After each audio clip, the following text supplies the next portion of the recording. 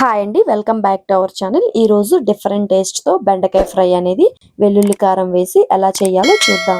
బెండకాయ ఫ్రై అనేది జిగురు లేకుండా పర్ఫెక్ట్ గా రావాలంటే ఇలా చేయండి. ఫస్ట్ అయితే ఆయిల్ వేసుకుని ఆయిల్ హీట్ అయిన తర్వాత ఆవాలు, శనగపప్పు అలాగే జీరా వేసుకుని ఫ్రై చేసుకోండి.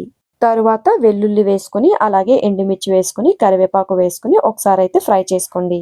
తర్వాత బెండకాయల్ని ఇలా కట్ చేసుకుని వేసుకోండి. ఇది 1 అవర్ ముందే కట్ చేసుకుని జిగురు లేకుండా ఆరపెట్టుకోండి. తర్వాత ఈ బెండకాయలు అనేవి లైట్ గా ఫ్రై అయిన తర్వాత ఆనియన్స్ అలాగే 2 పచ్చిమిర్చి కట్ చేసుకుని అయితే వేసుకోండి.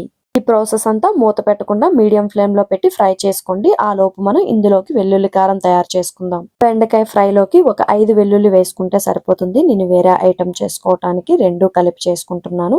తర్వాత కారం అలాగే ఉప్పు వేసుకుని కచ్చబచ్చగా అయితే దంచుకోండి. చూసారా, బెండకాయలు అనేవి ఇలా 60% కుక్ అయిన తర్వాత వెల్లుల్లి కారం లైట్ గా వేసుకుని ఒకసారి అయితే కలుపుకోండి. ఇలా కలుపుకున్న తర్వాత ఫ్రై చేసిన పల్లీలు ఉంటాయి కదా, సపరేట్ గా ఫ్రై చేసుకుని పల్లీలను అయితే వేసుకోండి. దానిలోకి పసుపు అలాగే రుచికి సరిపోయేంత ఉప్పు అలాగే కారం కూడా వేసుకుని ఒకసారి అయితే ఫ్రై చేసుకోండి.